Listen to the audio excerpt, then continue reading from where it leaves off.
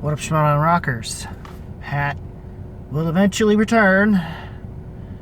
Let's get out of the freezer because of stuff that I will not disclose.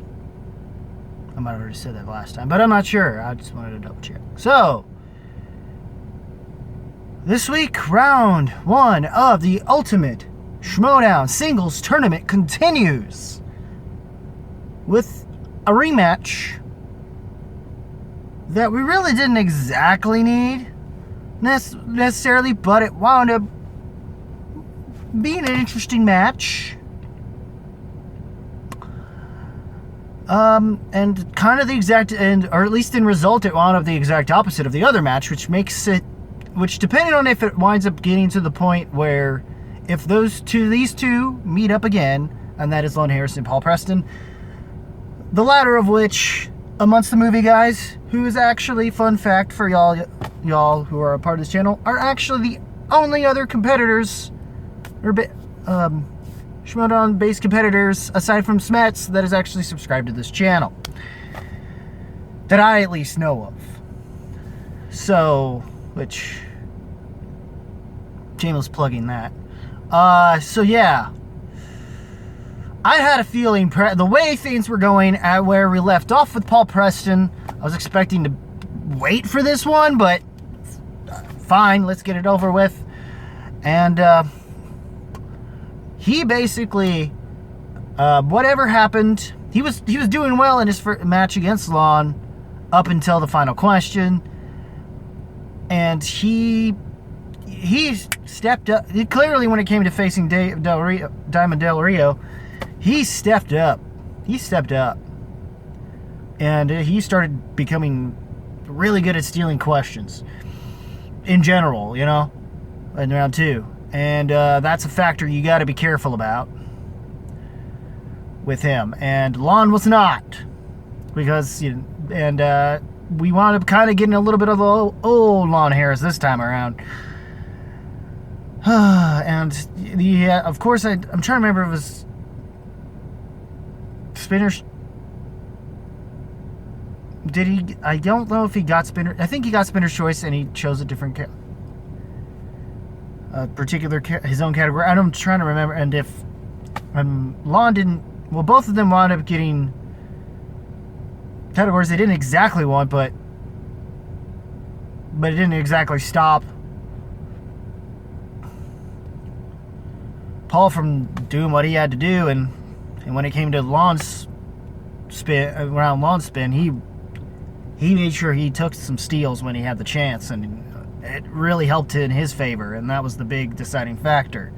Though it's not like Lon didn't put up enough of a fight and got through what questions he needed to get out of TKO range at the very least, and at least force.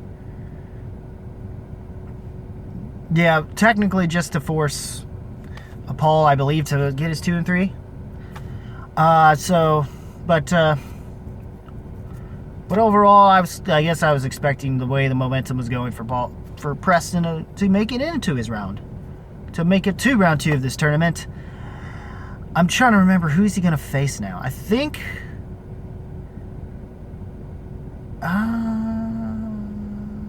crap. I think, it's gonna be either Ben Bateman or. And those interviews were weird. Jen did what she could, but it just didn't. It just got weird. And Preston tried to do the pause for immediate effect when he ended things. It's like, yeah, no, tripping. and me worked on me, so I give him all credit for trying, I guess. So, but I don't know if he'll go super far. I'd be surprised if he did, but if he wants to prove me wrong, that's cool too. I'm not against it. So, for some slightly biased reasons, but yeah, I'm digging it, man. Be funny if it wound up being. Well, actually, then again, I'd be spoiling something else. Speaking of, would have been interesting if it as a what if scenario if he does make it into the finals and then Rachel Silvestrini, though. Speaking of that, Not that the Horsemen didn't need a win. Especially since things post-Houston have not gone over so well. Especially big loss being Dan Murrell's loss to the title to... Though big win for Dungeon. I'll tell you that. So... And, yeah, but it's not that, and Rocha's definitely, he's in focus mode. He's not choking, so he's in focus. But so is Silvestrini. She played an even better game. She had something to prove after what happened with Preston. So, and she did. Good job on that. Good job on that. It's just a shame that it just went down to the wire to where either way, regardless of whether or not she did or didn't, which unfortunately she didn't when it came to the 5-pointer, because it just wound up being to where it seemed, I think, that apparently it was Rocha slightly in the lead, and it was not a very high scoring and definitely not a perfect round for either player, but in the round 1, but round 2, definitely both players, technically Rachel did better in terms of points scoring. But the overall end result was a tie game, a potential for a sudden death, which would have been really cool. But unfortunately, it just didn't work out for Rachel because she got rom-coms, and apparently she's not that great with them, I guess. It's a shame they know your weakness now. Just don't face Makuga. Just don't face Makuga. Make sure you don't face Makuga next round. Ugh. That might hurt you. Well, see you next year on that one, or at least until the team's tournament thinking the brain, but you facing who's the boss, and, I mean, it'd be an interesting upset on your end, but I'm kind of pulling for another upset, and, for patrons at this point, given the time frame is Monday, you'll already know what it is by this point, because I think they're going to show the Throwdown matches this week's episode, so I'm hoping that's what they're doing. That's why I'm having, because of the patrons will know, and especially those who got to see it on Saturday and are now seeing it Monday. My hot take could be the late to the party versus a critically acclaimed of this tournament. Hot take. Because a lot of people are most people are possibly banking the family. Most people. Though it's still a lot tougher bracket compared to before last year's Anarchy. But just this time we do, but it's the way it's set up, it's hard to predict anyway, which is good. So, and I still need to do my bracket. Hopefully it's not too late to do so. For the love of God, I hope it's not too late to do so. This time around, because at least this time I'm going to try to fill out my bracket. So I don't know if I'll be able to show you guys what my bracket is unless I find a way to print it out and show you that way. Which is what I'm going to have to do, I guess. I don't know. We'll see. We'll see what happens. Because I couldn't really come up with anything for the singles bracket properly anyway, or at least not in the time frame needed to release it. So that's my own fault. But yeah. I kind of would have, at least would have figured out my round 2s, but I'm not sure where I would have went after that. So, yeah. I mean, and then, Rocha put up a fight, but that match is whoever. Now we got to wait and find out for that one who is for the round 2 that Rocha's gonna have to wait on is either Janine the Machine or Mike the Killer Kalinowski. 2, by the way. Another second match between them, rematch. That's at least involved in this tournament. But that's gonna lead to for the fact that Rocha's the one now, I kind of want to. I mainly just want to just get it over with. Also, make it a good nice little thing to happen in round 2. That could be a good build-up going into Orlando. Live event. I should have just said live event in Orlando. So, yeah, that's what's going on with that. Sense of the whole Corruption versus Founding Fathers 3, but this time for the title because Dan Murrell decided to cash in, and I figured he wasn't going to do it for singles. He's already conquered that 3 freaking times. And at least in each one, he's at least defended the belt once. So it's not like Dan, in terms of as a singles competitor, has anything more to prove. What he needs to do is at least hopefully win and then retain a team's belt to further cement himself. And Rocha probably needs it too. More than anything. Hell, he needed the win he got for this round 1. He needed that momentum, and hopefully some of that carries into the round 2, and hell, Killer needs it. Hell, after what happened, Mike needs at least something to kind of boost his self-esteem or something back up. He'll bounce back. I mean, he's beaten Ginny before, but the difference is I don't think it's going to be the same exact match. It might be more down to the wire than we think. And I think for a lot of people, that's what the match we want. We won't want it to be to where it's obvious he's going to win. And that's what I want out of this match, to show that she improved enough to take him to the wire, if not beat him. And I'll be at least happy with that if Janine does not win. Although I would like it, but given the way things were kind of going back and forth for this thing, I wouldn't mind seeing Kalinowski versus Rocha in round 2, just to have something else extra to build off of going in and or coming, depending on when round 2 match comes out. Actually, no, let's actually have it happen because it's going to be before. Because that's why. That's the only reason why. I wouldn't have cared who would have won that match as much if Silvestrini did. In fact, I would have loved it if Silvestrini and Janina fought each other, you know? That'd been interesting. So, and I'm waiting for them to bring Silvestrini into the dungeon. I'm just saying. We need it. We need a female voice in the dungeon.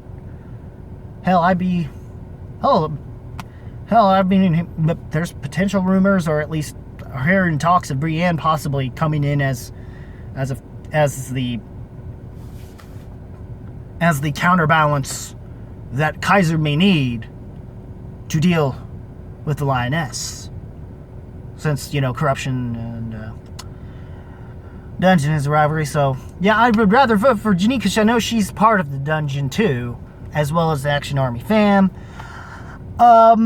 In a certain way. So I'd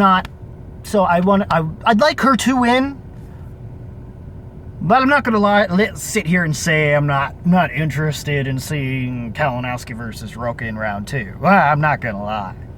That's just because that is gonna be something to build off more momentum for storyline purposes going in to the Corruption versus furthering that faction war between Horsemen and Corruption, as well as furthering that rivalry of Founding Fathers and Founding Fathers Corruption and just the Horsemen and Corruption factions in general. So, and I feel like I'm beating it in, ironically enough, pun not necessarily intended, beating a dead horse. So, which is something, Corruption's not familiar with. So,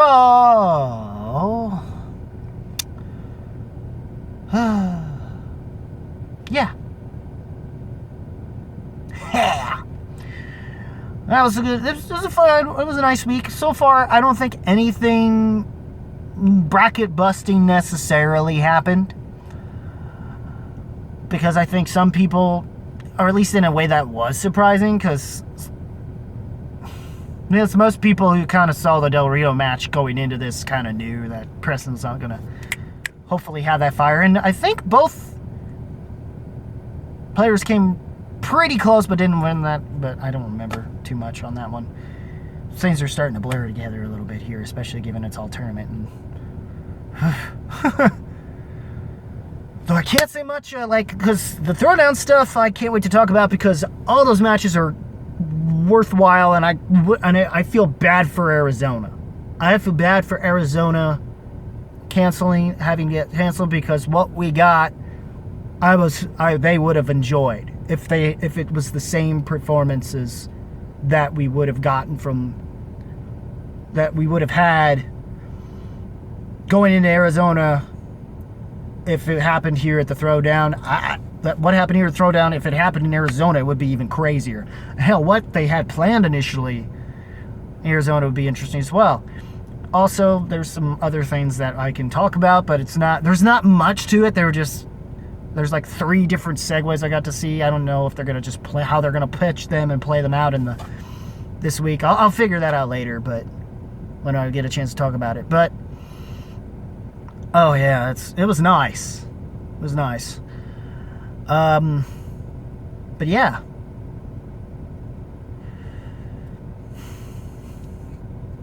Oh, especially the tournament new corruption may need to win. I don't know. Who knows? We'll see. Well, they actually did with Stacey Howard.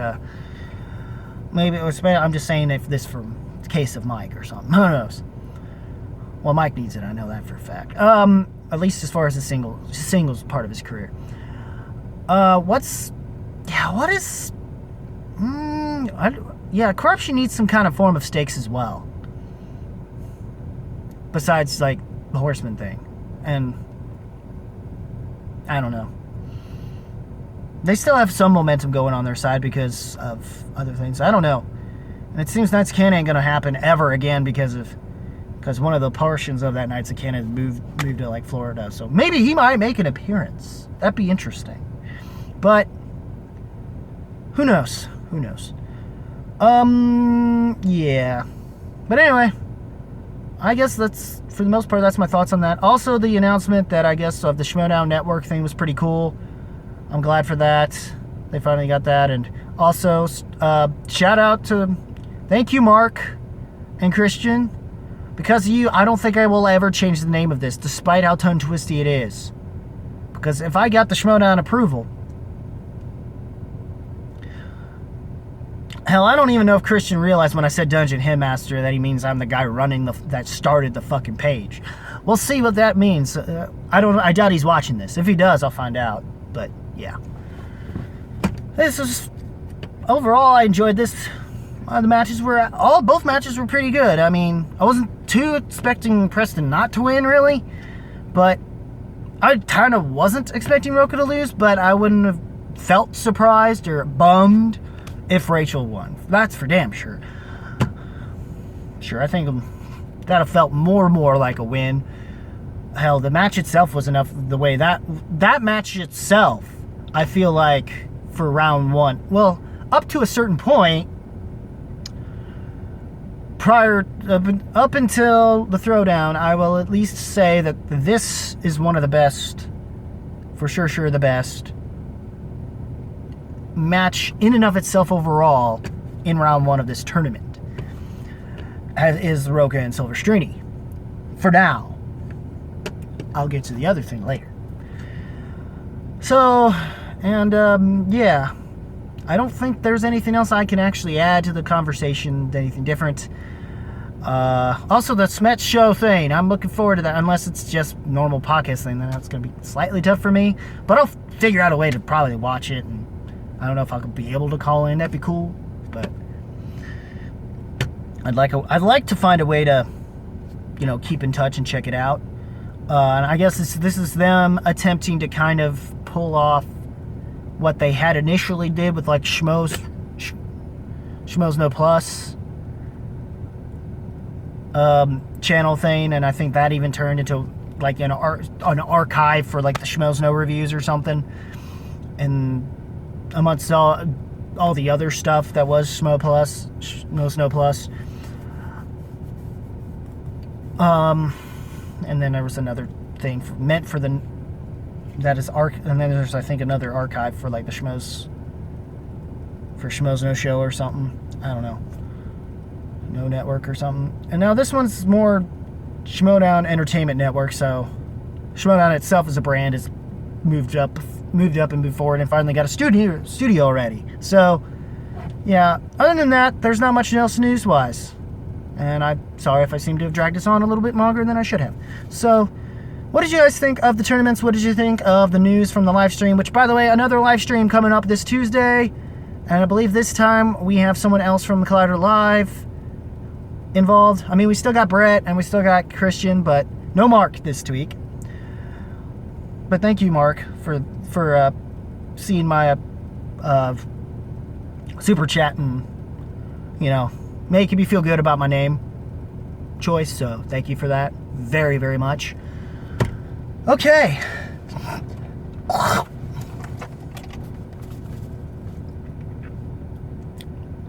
Oh, sorry for the...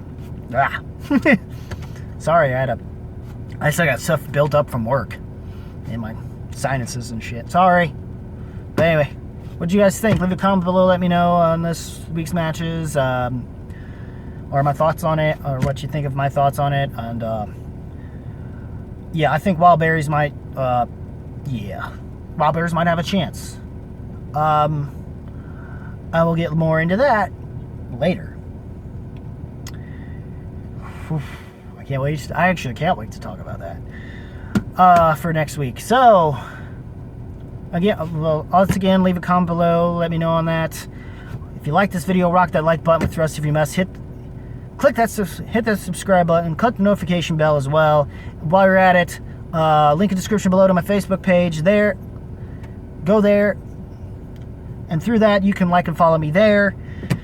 Also, you'll probably see me everywhere. More likely under my real name, unless you're in the spoiler page. You'll probably see me under Random Rock and Roll Wrestling Reviews. Yeah, that's about it. And as always, guys, keep it random, keep it real, keep it rocking. And if you smell what the movie trivia Schmoedown and Schmoedown Rocks is cooking.